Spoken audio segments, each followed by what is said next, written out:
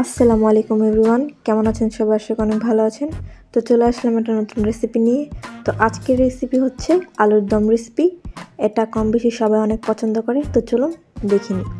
তো প্রথমে আমার লাগছে আলু। তো আমি এখানে ছোট ছোট পিস করে কেটে নিয়েছি। তারপরে এখানে নিয়েছি আমি টমেটো, তারপর নিয়েছি পেঁয়াজ, তারপর নিয়েছি ধনিয়া পাতা, তারপর নিয়েছি এখানে মটরশুঁটি, আর এখানে নিয়েছি কাঁচামরিচ, আর একটি শুকনো মরিচ, আর একটি তেজপাতা। তো এই তো এগুলোই ছিল আমার উপকরণ। তো চলুন বেশি দেরি না করে শুরু করা যাক রান্না। তো এই তো আমি প্রথমেই কড়াই বসিয়ে দিয়েছিলাম। তো এখন আমি তেল দিয়ে দিলাম সামান্য পরিমাণ। তারপর দিয়ে দিলাম এখানে আলুগুলো। তারপর এখানে দিয়ে দিলাম স্বাদ মতো নুন, আর আধা চামচের মতন হলুদ গুঁড়ো। তো এখন আমি খুব সুন্দর করে মিক্স করে নিচ্ছি।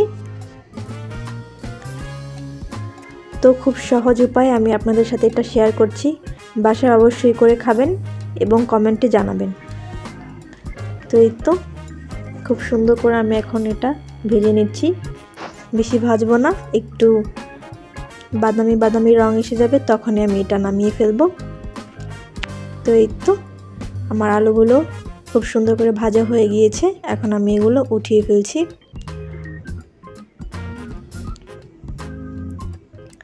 তো আমি একই কড়াইতে এখন একটা শুকনো মরিচ দিয়ে দিচ্ছি, তারপর একটি তেজপাতা,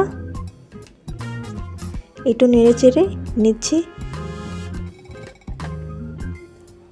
তারপর এখানে দিয়ে দিচ্ছি পেঁয়াজ কুচি। পেঁয়াজ কুচিটা এখানে একটু বেশি ব্যবহার করবেন, কারণ আজকে আমি আলুর দমটা একটু মাখো মাখো করব। আমার কাছে মাখো মাখোই পছন্দ। যারা একটু পাতলা খেতে চান তখন একটু পানি বেশি দিবেন। তো এই তো আমি এখানে একটু পানি দিয়ে দিলাম, কারণ আমি এখন যা যা গুঁড়ো মরিচ বা মশলা আছে সেগুলো কষাবো। তারপর এখানে আমি স্বাদ মতন আবার একটু লবণ দিয়ে দিলাম। তারপর এখানে আধা চামচের মতন দিয়ে দিলাম হলুদ গুঁড়ো, আর 1 চামচের মতন দিয়ে দিলাম আদা বাটা।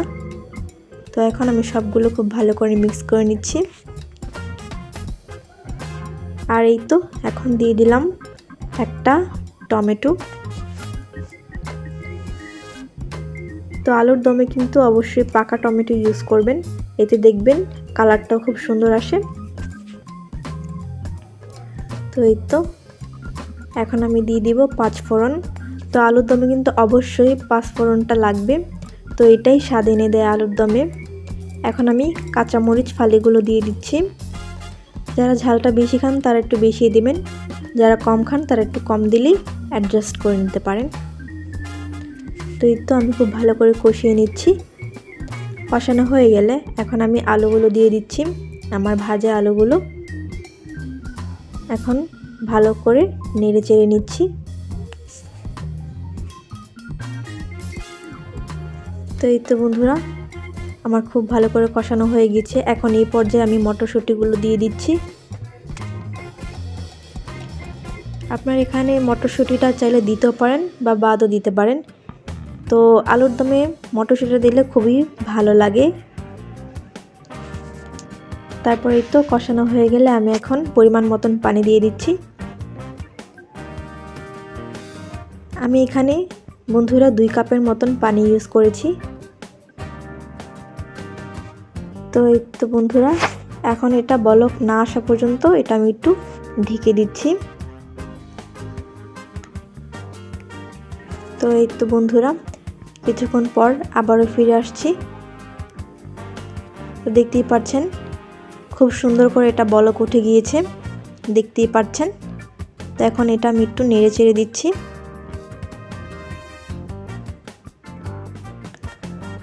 তো এই তো খুব সুন্দর করে নেড়ে চেড়ে নিচ্ছি। আর বন্ধুরা আমি কিন্তু আলুটা কোনোরকমভাবেই সিদ্ধ করিনি, আমি এই যে পানিটা দিয়েছি এটার মধ্যে খুব সুন্দর করে সিদ্ধ হয়ে যাবে। তো বারবার এটা ঢাকনা দিয়ে খুব সুন্দর করে আমি এটা রান্না করে নিচ্ছি। তো এই তো আমি আবার ঢাকনা দিয়েছিলাম বন্ধুরা। তো এই তো দেখতেই পাচ্ছেন একটু একটু করে শুকিয়ে আসছে পানিগুলো, আর কালারটাও কত সুন্দর এসেছে বন্ধুরা। তো এখন এটা আমি আবার একটু ঢেকে দিচ্ছি, কারণ এখনো প্রপারলি হয়নি। তো এই তো আবার চলে আসছি। তো দেখতেই পাচ্ছেন উপর দিয়ে খুব সুন্দর করে তেল ভেসে উঠেছে, তখনই বুঝবেন যে আপনার আলুর দমটা খুব পারফেক্টলি হয়ে গিয়েছে। তো এখন আমি এটা খুব সুন্দর করে নেড়ে চেড়ে নিচ্ছি বন্ধুরা। তো এই তো এখন আমি এটা খুব গুরুত্বপূর্ণ একটা জিনিস দিচ্ছি, সেটা হচ্ছে আমার ফেভারিট ধনিয়া পাতা। তো ধনিয়া পাতা না দিলে মনে হয় অসম্পূর্ণই থেকে যায়। তো এই তো দিয়ে দিলাম। এখন এটা খুব ভালো করে নেড়ে চেড়ে নিচ্ছি। তো দেখতেই পাচ্ছেন খুব ভালো করে এটা নেড়ে চেড়ে নিয়েছি, আর খুব মাখো মাখো হয়েছে। এখন এটা আমি সার্ভ করছি। তো এই তো দেখতেই পাচ্ছেন কত সুন্দর একটা কালার চলে এসেছে। এখন আমি এটার উপর দিয়ে একটু পেঁয়াজ পাতা ছড়িয়ে দিচ্ছি খুব সুন্দর করে। তো এমন নিত্য নতুন ভিডিও পেতে অবশ্যই আমার চ্যানেলটি সাবস্ক্রাইব করবেন, আর কমেন্টে জানাবেন কেমন হয়েছে। তো ভালো থাকবেন, আল্লাহ হাফিজ।